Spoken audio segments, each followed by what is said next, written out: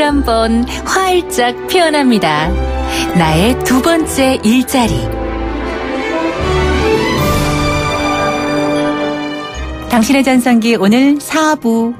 다시 한번 활짝 피어납니다. 나의 두 번째 일자리. 앞서 말씀드린 것처럼 윤석천 경제평론가와 함께 자영업자 그리고 소상공인 대책과 함께 또 알아놓으면 좋을 유용한 정보 등에 대한 이야기 나눠볼까 합니다. 안녕하세요. 예, 안녕하세요. 윤석천입니다. 네, 예. 지난주에 이어서 자리해 주셔서 감사합니다. 제가 감사하죠. 예, 요즘 예. 한창 바쁘시죠? 예, 그렇습니다. 여러 가지 예, 예. 대책들도 많이 나오고 회의도 많이 하고 하니까. 예, 예, 네. 예. 근데 이제 그 가운데 임차인의 그 계약 갱신 청구 기한을 5년에서 10년으로 늘리는 상가 임대차 보호법 많은 분들이 관심을 가졌었거든요. 또 이슈가 많이 됐었고요. 예, 예. 그래서 기대도 많이 했었는데 좀 무산됐어요. 예, 그래서 또 아쉬워하는 분들도 많고 그렇지만 또 어떻게 잘 되겠지 하는 또 새로운 기대들 많이 갖고 계신데 우선 그 계약 갱신 청구권이 뭔지부터 좀 알고 가는 게 좋을 것 같아요. 원래 그 민법에서 그 사인 간의 계약이라는 거는 자유의지를 굉장히 존중을 하죠. 네.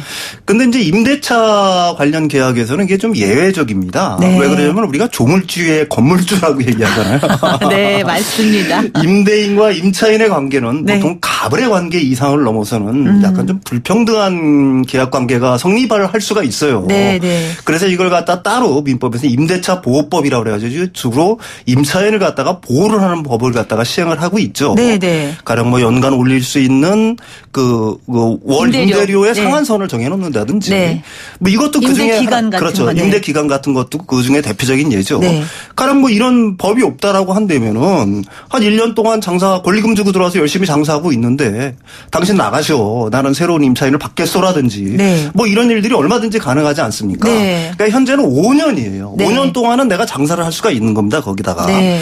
근데 그게 이제 6개월 전에서 보통 계약 기간이 1년, 2년 단위잖아요. 네. 6개월 전에서 1개월 전까지만 그 임대인한테 통보를 하게 되면은 네. 임대인은 별다른 사유가 없는 한 아주 특별한 사유가 없는 한 그 임대계약 연장을 받아줘야 됩니다. 네. 이걸 갖다가 이제 그 임대계약 갱신 요구권, 청구권이라고 얘기를 하는데 네. 이 기간을 5년에서 10년으로 늘린다는 거죠. 네. 사실 5년만으로 해가지고는 자영업자들이 이제 간신히 이제 기반을 어느 정도 닦아야 장사가 잘 되려고 하는데. 그러게 말이에요. 그것도 약간 좀 불공평하잖아요. 네, 인테리어도 다 있을 인테리어도 거고 다 하고 비용도. 권리금도 많이 들어가지고 그럼요. 장사가 어느 정도 돼갖고 이제 자리를 잡아서 장사를 열심히 하려고 하는데. 네. 당신 이제 더 이상 나가라 그러면은. 아유, 우리가 황당하죠. 그 서촌의 그 궁중족발 사태처럼. 네, 아유, 그거. 그런 어떤 좀 네. 불공평한, 네. 불공정한 일들이 얼마든지 발생할 수가 있기 때문에. 네. 이걸 갖다가 5년에서 10년으로 늘리겠다. 네. 이게 이번에 이제 임대차 그 보호법의 네. 주요 핵심 내용이죠. 네. 개정이. 그런데 이제 그게 상가 임대차법 개정을 더는 미룰 수 없다라는 얘기가 나왔는데 네네. 결국은 조금 지금 미뤄졌단 말이에요. 예. 근데 앞으로 이제 충분히 또 개정될 가능성도 있는 거겠지요? 여야는 네. 기본적으로 네. 이 임대차 보호법 개정안에 합의를 한 상황입니다. 네. 다만 이제 야당 쪽에서는 이걸 요구를 하고 있는 거예요. 임대차 기간을 갖다가 5년에서 10년까지 확 늘려줬으니까 대신 그 임대인한테도 그만큼의 세제 혜택을 줘야 되는 거 아니냐. 네. 그걸 갖다가 이제 조세특례 제한법이라고 하는데 그 임대차 보호법하고 조세특례 그 제한법하고를 갖다가 패키지로 해서 같이 통과를 시키자는 게 야당의 주장이고 네. 여당은 일단 임대차 보호법 개정을 갖다가 먼저 통과시키고 그걸 나중에 하자는 건데 사실은 이번 9월 정기국회가 지금 시작되지 않았습니까? 네. 뭐 여야 간에 합의를 한 상황이고 국민들의 영향이 높으니까 특히 자영업 하시는 분들의 영향이 높으니까 네. 통과될 가능성이 높다고 봐야 되겠죠. 네, 네, 네. 그럼 가능성을 이제 좀 높게 점쳐보는 거죠. 네. 근데 이제 방금 전에 조세 특혜 부분 말씀하셨는데 네네네. 그 조세 특혜 부분이라는 게 어떤 건가요? 건물주한테 이뤄온 건가요? 건물주한테 이뤄온 걸 갖다가 네. 야당 쪽에서는 주장을 하는 거죠. 왜 네네. 그러냐면 임대차 기간이 5년에서 10년까지 최대한 늘어났기 때문에 그렇게 연장해주는 임대인한테도 뭔가 혜택을 줘야 된다. 그래서 가령 뭐 임대 수입에서 발생하는 거에 대한 어떤 세금을 좀 깎아주는 방안. 네. 뭐 이런 걸 갖다가 야당 쪽에서는 주장을 하는 거죠. 임대인에 대한 뭐 권리 침해다. 지금 그렇죠. 그렇게 너무 임차인만 하는 거는. 그런 쪽에서 이제 야당 쪽에서는 그걸 갖다 강하게 요구를 하고 있는 거고. 근데 아직 그 법안 자체가 완비가 된 법안이 아니기 때문에 사실은 임대차 보호법을 갖다가 먼저 통과시키고 네. 그다음에 요건 나중에 상황을 봐가지고 그 어느 정도의 특혜를 줄 것인가, 세금 혜택을 줄 것인가를 논의하는 게 제가 생각하기에는 우선순위가 되겠죠. 네, 네.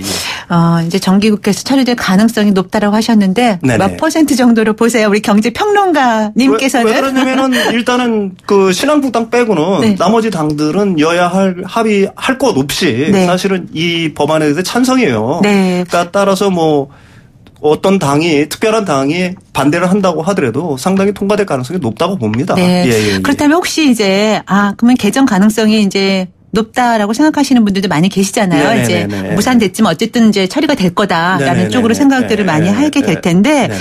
만약에 올해 하반기나 혹은 내년 초쯤에 상가 임대 계약을 고려 중인 분들 계실 거 아니에요. 이제 그렇죠. 준비하려는 분들. 네. 그럼 어떤 점들을 좀 염두를 해둬야 할까요? 이 상가 임대차 계약에서 가장 중요한 게 권리금의 보호 문제거든요. 네. 사실은 그래서 권리금 계약서라는 게 있습니다. 네. 임대차 계약서하고 또 한 가지 권리금 계약서라는 게 있는데 네.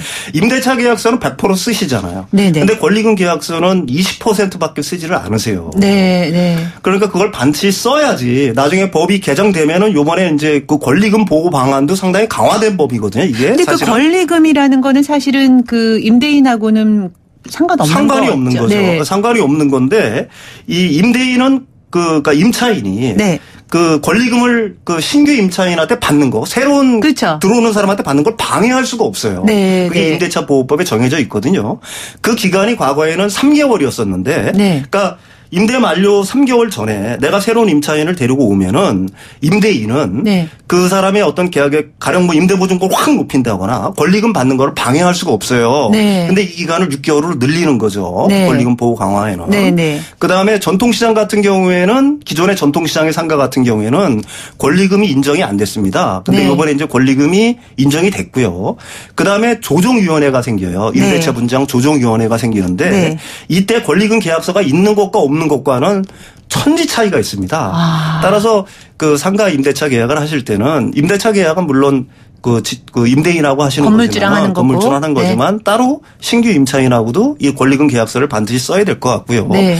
또 한 가지 중요한 거는 보통 임대인들이 이제 보통 갑의 위치에 있다 보니까. 근데 지금 이제 반드시 권리금 계약서를 써야 되는데 네네네. 혹시 쓰지 않고 지금 이제 뭐 건물에 들어와서 이제 장사를 하시는 분들 같은 네네네네. 경우 얼마 기한이 안 됐으면 지금이라도 빨리 그렇죠. 써놔야 쓰실 수 있으면 쓰시는 게 네. 좋죠. 왜 그러면 내가 권리금을 얼마 줬다를 갖다가 입증하는 게 상당히 어렵지 않습니까? 네네. 어떤 네. 조건으로 네네. 내가 권리금을 얼마를 줬다는 걸 입증할 수가 없기 때문에 사실 그런 계약서는 반드시 쓰는 게 좋으실 것 같고요. 네. 또 한 가지는 이게 있습니다. 저 건물주가 보통 갑의 위치에 있으니까 네. 그 임대차 계약을 할 때 재소전 화해조서라는 걸 쓰자는 얘기를 많이 해요. 뭐 특약사항으로 묶어가지고 네. 어떤 문제가 발생하면은 뭐 당신 뭐 즉시 퇴거를 해야 된다거나 뭐 이런 것들. 네. 근데 용어가 좀 어렵네요. 그렇죠. 근데 그 재소전 그러니까 그 재판 전에 화해조서라는 게 있는데 이게 대법원 판례랑 똑같은 그 효력을 발생을 해요. 네. 그러니까 이걸 쓰자고 하면 무조건 쓰지 말으셔야 됩니다. 그러니까 임대차 특례 조항 같은 계약에는 거 말하자면 그렇죠. 재소전 화해조서라고 쓰자고 해요. 그래서 네. 공정을 받자고 재소전 화해 조서라는 걸 보통 쓰자고 하시는 분들이 네. 있는데 네. 그거는 가능하면이 아니라 100% 안 쓰는 게 왜 그러냐면 그거는 보통은 임차인한테 네. 임대인한테 유리한 조항들을 담고 있는 거거든요. 네. 따라서 그 부분은 가능하면 안 쓰시는 게 제일 좋을 것 같고요. 네. 그다음에 절대 쓰지 말라. 예. 네. 그다음에 이것도 한 가지는 팁이라면 팁이지만 네네. 그 맨 처음에 계약할 때 그걸 가능하면은 녹취를 하는 게 좋아요. 네. 녹취를 하겠다고 말을 하고 네. 뭐 이런 얘기를 많이 하잖아요. 뭐 여기는 언제라도 하시라도 주차가 가능하다든지 네. 당신이 장사하는 날은 계속 장사할 수 있어 뭐 이런 네. 식으로 해서 네.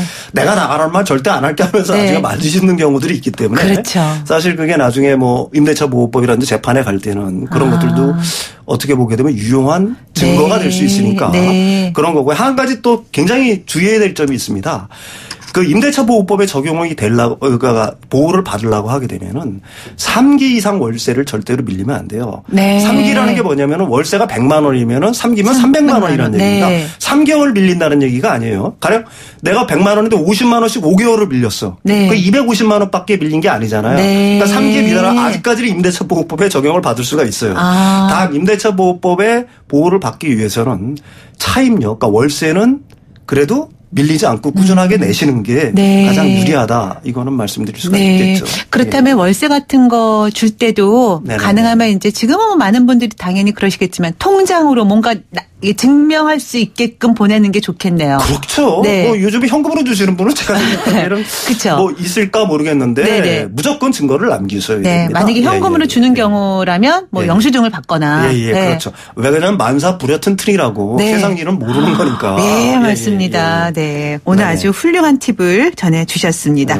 자, 근데 이제 이렇게 정부에서 이제 하는 요런 그 시책뿐만이 아니라 네네네. 서울시에서도 자체적으로 지금 지원 대책을 내놨어요. 네네네. 네. 그렇습니다. 소상공인 또 자영업자를 위해서, 정부 대책을 뒷받침하는 내용인 것 같기도 한데, 네네네. 9월부터 그 가운데 하나가 월 1회 네네네. 구내 식당 의무 휴일제가 시행된다. 네네네. 이건 어떤 건지요? 네. 사실 그 서울시라든지 네. 서울시 산하에는 25개 자치구가 있잖아요. 네. 그다음에 서울시가 투자한 기업들이 있습니다. 가령 뭐 서울교통공사라든지 네. 이런 것들. 그런 거에 근무하는 임직원이 한 19,000명 정도가 돼요. 네.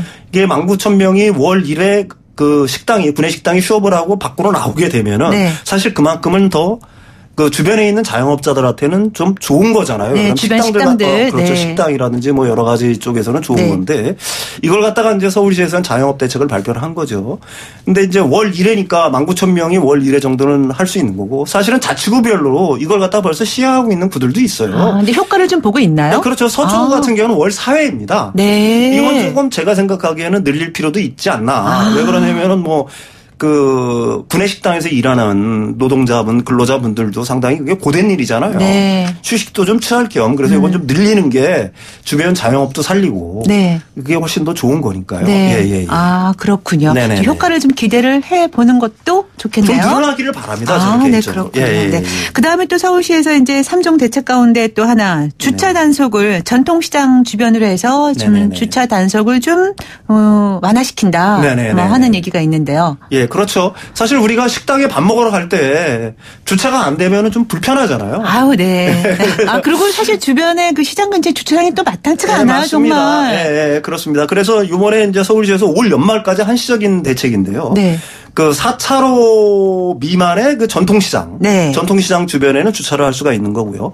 6차로 네. 미만, 4차로 이상의 전통시장, 6차로 미만의 상가 밀집 지역. 네. 그러니까 뭐 이게 말이 어렵지만은 전통시장 주변이라든지 가령 뭐 소규모 음식점들이 밀집돼 있는 데는 주차를 허용한다는 얘기예요. 그렇군요. 또 한 가지 특징은 1.5톤 미만의 화물차들. 네. 그게 이제 출퇴근 시간은 제외를 하고요. 네. 택배 차량이라든지 사실 그런 차들은 뭐 물건 하차라든지 상차라든지 뭐 이런 것 때문에 주차해야 될 일이 있잖아요. 그렇죠. 돈을 벌기 위해서 일을 하는 차들이잖아요. 그러니까 네. 30분 동안은 주차할 수 있게끔 다 네. 허용을 했습니다. 네. 그래서 사실 이것들은 뭐 굉장히 소소한 대책 같지만은 의외로 효과가 좀 있다고 할 수가 있겠죠. 근데 이것들이 다 지금 한시적으로. 그렇죠. 올 연말까지 이제 한시적으로 운영이 되는 거죠. 네. 그러다가 이제 이게 좋으면 늘려 나갈까요?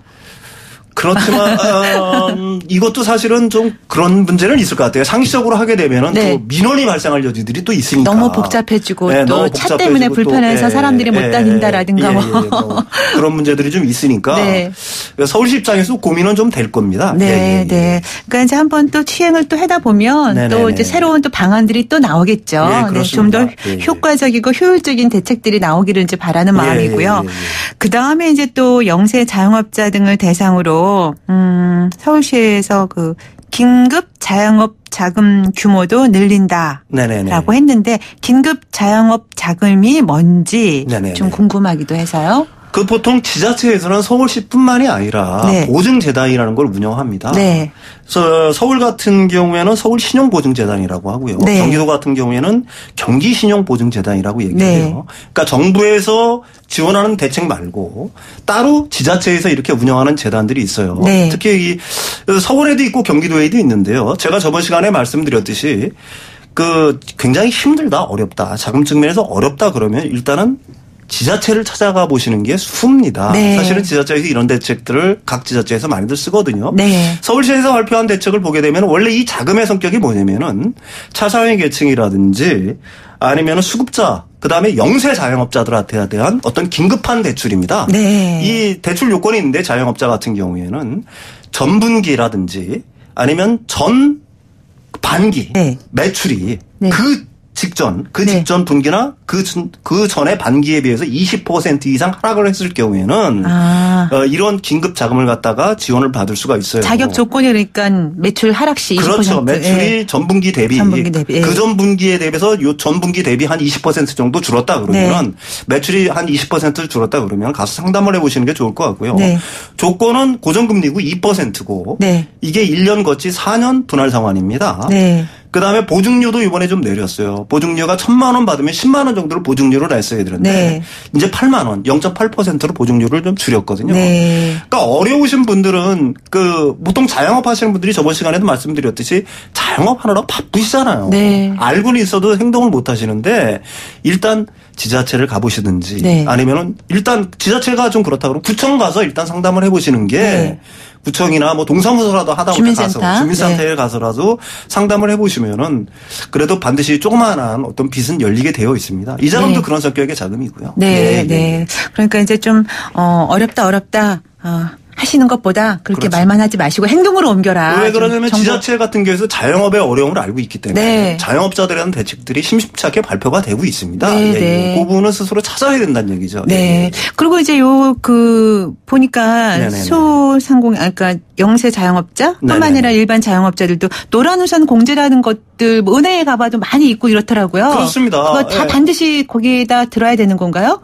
반드시는 아니고요. 노란우산 공제 같은 경우에는 가령 뭐 부도라든지 뭐 어려움에 처했을 때 대출도 해주고 부도가 났을 때 그걸 갖다가 보충도 해주고 하는 그런 거거든요. 그러니까 여력이 있으시면은 미래를 대비해서 노란우산이라는 게 뭐예요? 비 올 때를 대비해서 우산을 쓰는 거잖아요.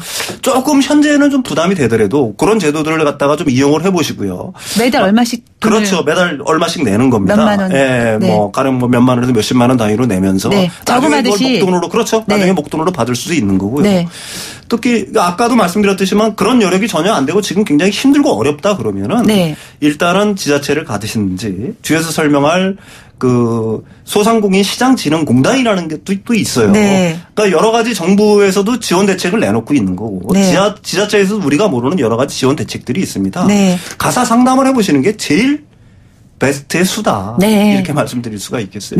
방송 듣고 나서 지금 아마 그래야겠다 하시는 분들 계실 것 같아요. 소상공인 시장진흥공단 또는 가까운 지자체 단체 그러니까 뭐 구청이나 주민자치센터 등에 가서 먼저 상담 받아보시면 좋을 것 같네요. 자, 노래 한 곡 듣고 또 이야기 이어가도록 하겠습니다. 김건모의 시장풍경. 당신의 전성기 오늘 4부 다시 한번 활짝 피어납니다. 나의 두 번째 일자리.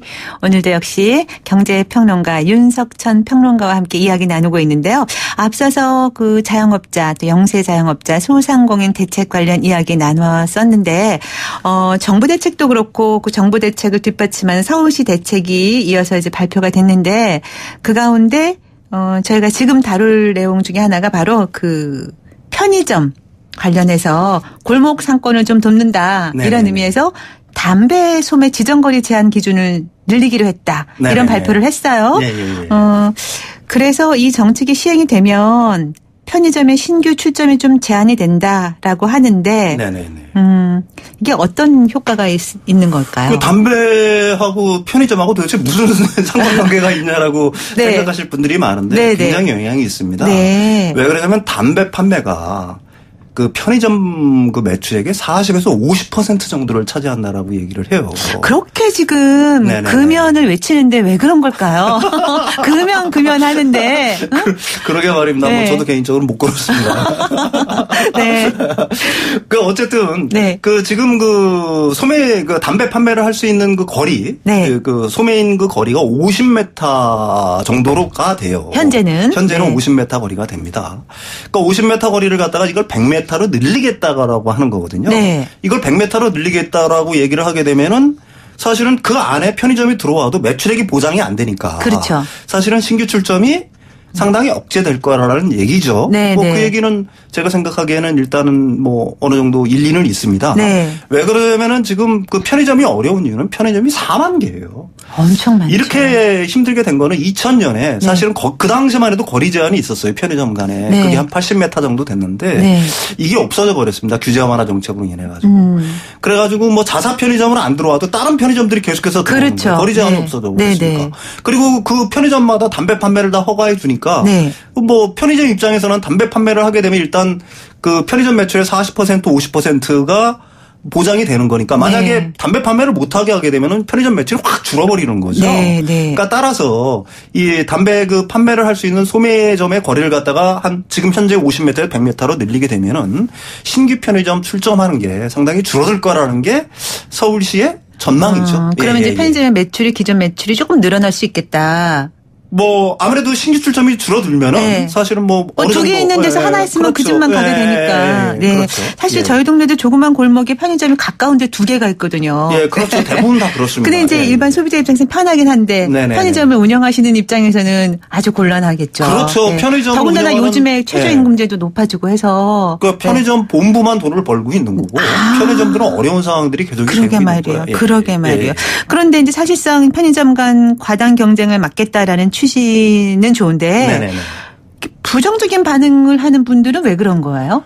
왜 그러냐면 이게 만약에 시행이 된다라고 얘기를 하더라도 네. 기존 편의점 이미 들어와 있는 편의점들한테는 별로 득이 될 게 없죠. 왜 그러냐면 뭐 신규 출점을 막을 수 있으니까 장래 미래는 있지만 지금 당장 어떤 뭐 매출액이 늘어나거나 하는 거는 기대할 수가 없는 거고요. 네. 제일 중요한 건 뭐냐면은 이게 서울시가 발표를 한 거지만은 이게 구청장의 이미 규칙으로 허가를 하는 겁니다. 구청장들이. 네, 네. 그러니까 구청장이 어떤 원칙에 의해서 하냐면은 거기에 인구, 지역, 뭐 어떤 특성 등을 고려해 가지고 이걸 규정하는데 이미 규정해서 보니까 이걸 안 지켜도 처벌 규정이 없는 거예요. 네. 그러니까 이걸 강제할 수 있느냐 하는 부분에서는 좀 의문의 여지가 있다라는 거죠. 네. 그러니까 서울시에서 이미 어떻게 보게 되면은 대책을 내놨으니까 구청장들을 갖다가 잘 설득을 해가지고 네.